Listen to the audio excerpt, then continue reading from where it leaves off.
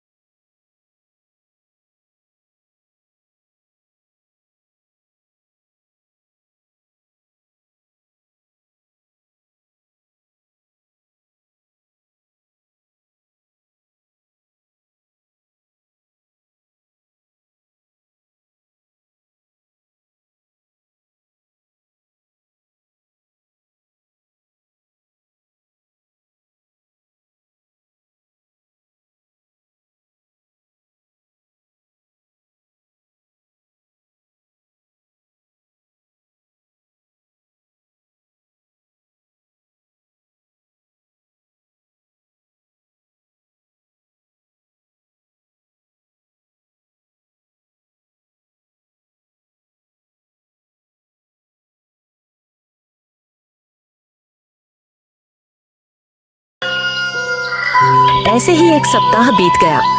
मंत्री जी, मैंने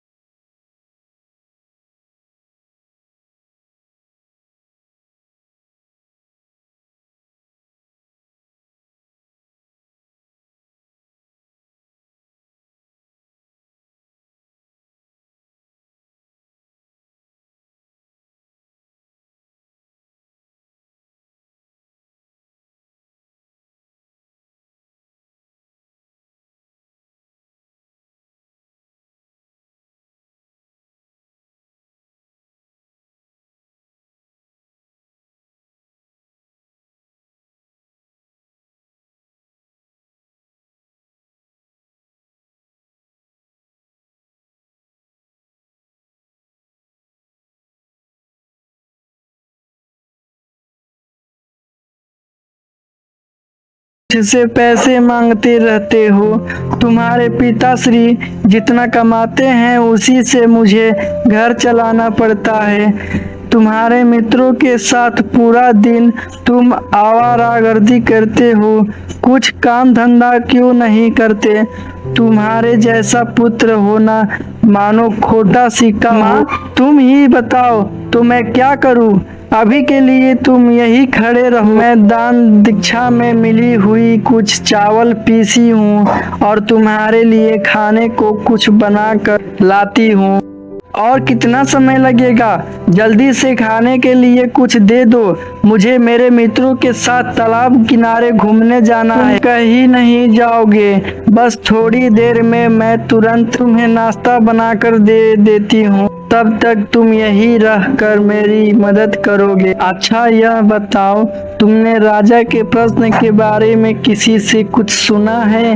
राजा के सामने एक प्रश्न ने बहुत बड़ी समस्या खड़ी की है। राजा का प्रश्न, कौन सा प्रश्न है? क्या समस्या है महाराज को? मैंने तो सोचा था कि सारी समस्याएं हम जैसे गरीब लोगों को ही होती हैं। भला राजा को क्या समस्याएं हो सकती है? तुम्हारे पिता राजा के प्रश्न के बारे में सबसे अच्छी तरह से जानते हैं, क्योंकि राजा के समस्या का कारण भी तुम्हारे पिता ही तो हैं। वो जब आएंगे तो उन्हीं से पूछो, वो तुम्हें बताएंगे। पिताश्री, राजा के साथ क्या मामला है? मैंने तो सुना है कि आपने उनके लिए एक बहुत बड़ी समस्या खड़ी कर दी है। क्या बताऊं पुत्र, मैं पुरानी कथाएं सुनाते सुनाते स्वर्ग और नर्क के बारे में बताने लगा तो राजा के मन में एक संदेह पैदा हो गया। वही तो पूछ रहा हूँ पिताजी कि राजा के मन में ऐसा क्या संदेह आया, जरा मुझे भी तो बताओ। इसके बारे में जानकर क्या करोगे पुत्र? वह बच्चों की बस की बात नहीं है, खासकर तुम्हारे जैसे कि जो सारा दिन जो बाहर आवारा घूमता रहता है। अरे पिताश्री, पहले प्रश्न बताओ तो, सही बात क्या है? ठीक है, तुम मानते तो सुन ही लो कि प्रश्न क्या है। राज्य के महाराजा चाहते हैं कि उनको स्वर्ग और नर्क के बारे में विस्तार पूर्वक और प्रमाण देकर बताया जाए। महाराज जानना चाहते हैं कि मनुष्य अपने अपने कर्म की वजह से किस प्रकार स्वर्ग और नरक प्राप्त करता है। महाराज यह सब जानने के लिए बहुत ही उत्सुक है। पुत्र सुनो बेटा, तुम यह सब बातों की फिक्र मत करो, इसका जवाब तो तुम्हारे पिता भी नहीं दे पाएंगे। तुम भला कहाँ से दे पाओगे। ऐसा करो, चक्की का पहिया उठाओ और वहाँ कोने में रख दो, मैं तुम्हारे लिए नाश्ता बनाती हूँ। जैसे ही रमन चक्की का पाया उठाता है, वैसे ही वह क्या देखता है, उसमें से कुछ चावल की दाने कुचल गए थे तो कुछ साबुत थे। माँ, पिताश्री, राजा की समस्या का हल मिल गया है। आज ही राज दरबार जाऊंगा और महाराज की समस्या का हल करवा दूंगा। अपने बेटे का आत्मविश्वास देखकर ब्राह्मण और उसकी पत्नी हैरान हो गए। क्या कहा तुमने? इसका जवाब तुमने ढूंढ लिया? जब मुझे इसका जवाब नहीं मिला तो तुम्हें कहाँ से मिला? राजा को नहीं जानते हो तुम, वह बहुत ही गुस्सैल है। अगर तुम्हारा जवाब पसंद नहीं आया तो यह तुम्हें कठोर दंड भी दे सकता है। तुम्हें राजा के बारे में कुछ नहीं पता है पुत्र, आप उसकी चिंता मत कीजिए। पिताश्री, मुझे पूरा विश्वास है कि मैं सही उत्तर दे सकता हूँ। आप बिल्कुल भी चिंता मत कीजिए, आप निश्चित रहिए। मैं अभी महल की ओर जाने की तैयारी मैं महाराज से मिलना चाहता हूँ। महाराज से? लेकिन किस वजह से? तुम महाराज से क्यों मिलना चाहते हो? मैं यहाँ अभी महाराज के मन में जो सबसे बड़ी दुविधा है उसका जवाब देने आया हूँ। युवक, तुमने अपनी शक्ल देखी है आईने में? महाराज तुम जैसे बालक से कभी नहीं मिलेंगे, चले जाओ यहाँ से। मेरी उम्र और शक्ल पर मत जाओ, मैं कोई ऐरा गैरा नहीं हूँ। देखो लड़के, बहुत बड़े बड़े विद्वान उस संदेह को दूर नहीं कर पाए और यहाँ से दुम दबाकर भाग गए। इसलिए भलाई इसी में है कि तुम भी यहाँ से भाग जाओ। क्यों खामखा अपनी जान को जोखिम में डाल रहे हो? बेहतर यही होगा कि तुम यहाँ से चले जाओ। तुम्हारा कहना सही है, लेकिन मैं उसी ब्राह्मण पंडित का बेटा हूँ जो यहाँ से भाग कर गया था, जो कि महाराज के सवाल का जवाब नहीं दे पाया और मुसीबत खड़ी कर दी थी। क्या तुम मुरारी पंडित? हाँ, मैं उसी मुरारी पंडित का बेटा हूँ। अगर मैं महाराज से नहीं मिल सकता तो कोई बात नहीं, आप मुझे एक बार मंत्री जी से मिलवा दीजिए, मैं उन्हें उस सवाल का जवाब समझा देता हूँ। ठीक है, मिलवा देते हैं तुम्हें मंत्री जी से। तो तुम मुरारी पंडित के बेटे हो? जी मंत्री जी, मैं उसी ब्राह्मण का पुत्र हूँ जिनसे महाराज ने प्रश्न पूछा था और उनका समाधान ना करने पर यहाँ से भाग कर गए थे। लेकिन मेरे पास उस सवाल का जवाब है। मैं उस प्रश्न का उत्तर महाराज के सामने पेश करने यहाँ तक आया हूँ। कृपया करके मुझे एक बार महाराज से मिलवा दीजिए। बहुत अच्छा हुआ पुत्र जो कि तुम पहले मेरे पास चल आए। मैं बहुत समय से ही पंडित की राह देख रहा था। अच्छा हुआ कि तुम पंडित के बेटे हो और उनकी जगह पर मैं तुम्हें महाराज से मिलवा तो दूंगा, पर एक बात ध्यान रहे, तुम पहले अपना परिचय मत देना कि तुम मुरारी पंडित के बेटे हो। महाराज तुम्हारे पिताजी से बहुत ही ज्यादा नाराज है। यदि उनको पता चला कि तुम पंडित के पुत्र हो तो महाराज और भी नाराज हो जाएंगे। तुम इस बात का ध्यान रखना। ठीक है मंत्री जी, अब आप ही बताओ कि मुझे क्या करना होगा। पहले तुम अपना उत्तर महाराज को बता देना। यदि महाराज को तुम्हारा उत्तर पसंद आया तो मैं राजा के पास प्रशंसा करूंगा। तब तुम समझ जाना कि सब कुछ ठीक है और उसी समय तुम बताना कि तुम मुरारी पंडित के बेटे। महाराज की जय हो। आपकी समस्या का उत्तर देने के लिए यह युवक आया है। क्या कहा? सच में इस युवक के पास मेरे प्रश्न का उत्तर है? यह तो कोई साधारण सा दिखने वाला बालक है, इसके पास इतने बड़े प्रश्न का उत्तर कैसे हो सकता है? युवक, क्या सच में तुम्हारे पास इस प्रश्न का उत्तर है? जी महाराज, मेरे पास आपकी समस्या का समाधान है। मैं आपको अपने उत्तर से पूरी तरह संतुष्ट करवा दूंगा। मैं न केवल अपने शब्दों से बल्कि कुछ प्रयोग करके प्रमाण के साथ आपके प्रश्न का उत्तर दूंगा।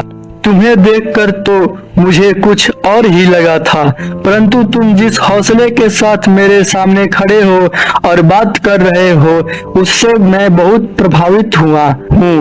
बताओ, मेरे प्रश्न का उत्तर क्या है? उसके लिए महाराज मुझे 2 वस्तुओं की आवश्यकता है। बताओ युवक, तुम्हें क्या चाहिए?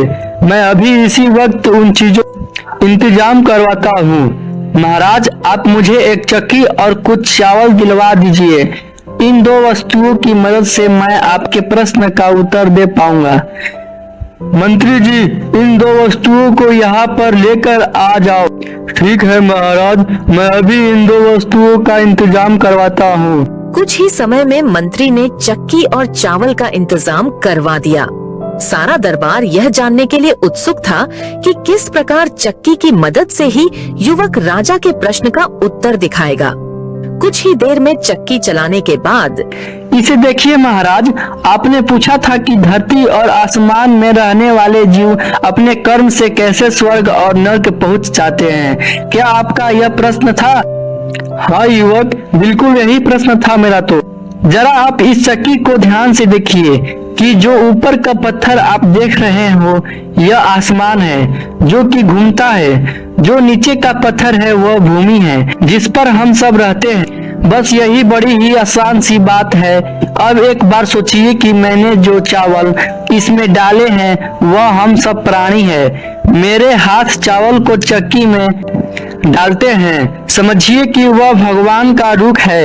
ये 5 अंगुलियां 5 प्राकृतिक तत्व की तरह है और यह पत्थर भारी भारी से घूम रहा है। यही धर्मराज है जो कि कर्मों के अनुसार प्राणियों को सजा देता है। जो कुछ प्राणी पाप करते हैं और कुछ पुण्य करते हैं। इस चक्की में जो चावल कुचले गए और पीसे गए वह सब पापी हैं जिसे अपने कर्मों की सजा मिली है। अब ध्यान से देखिए महाराज, क्या आप देख सकते हो कि अभी भी कुछ चावल वैसे के वैसे ही हैं? हाँ युवक, देख रहा हूँ। कुछ चावल अभी तक पीसे नहीं गए। आप इन्हें देख सकते हो महाराज। इसमें कई चावल जो कि पीसे हैं वह दर्द का अनुभव करते हैं। यह वही लोग हैं जिन्हें नरक मिलता है, परंतु कुछ लोग इन साबुत चावलों की तरह स्वर्ग प्राप्त करते हैं। इन सारे लोगों को उनके अच्छे कर्म नरक की यातना से बचाते हैं। ऐसे लोगों को कोई डर नहीं रहता क्योंकि वह जानते हैं कि उनकी जगह स्वर्ग में है। बस महाराज, मुझे आपको जितना कहना था वह विस्तार से और प्रमाण देकर बता दिया। बहुत ही बढ़िया, तुमसे बहुत प्रसन्न हो गया हूँ युवक। तुमने मेरे प्रश्न का उत्तर इतने आसान तरीके से और सरलता से जो कि बड़े से बड़ा विद्वान भी ना दे सका। तुम्हारा उत्तर मुझे बहुत ही पसंद आया है। अब मेरी शंका का समाधान हो गया है। मेरे जवाब का स्वीकार करने के लिए धन्यवाद महाराज। मैं आपको मेरा परिचय देना चाहता हूँ। मैं उसी ब्राह्मण पंडित का बेटा हूँ जिन्होंने आपके मन में शंका डाल दी थी। मेरा नाम रमन है। क्या तुम मुरारी पंडित के बेटे हो? हाँ महाराज, मैं उसी समस्या का समाधान करने के लिए आया था जो कि मेरे पिताजी के द्वारा खड़ी कर दी गई थी। क्या बात है युवक, मैं बहुत ही प्रसन्न हो गया यह जानकर कि तुम पंडित के बेटे हो। मुझे तुम्हारा जवाब बहुत ही पसंद आया। मंत्री जी, इस युवक को पुरस्कार के रूप में धन और कीमती वस्त्र दे दिए जाए। साथ साथ इस युवक का उचित सम्मान भी किया जाए।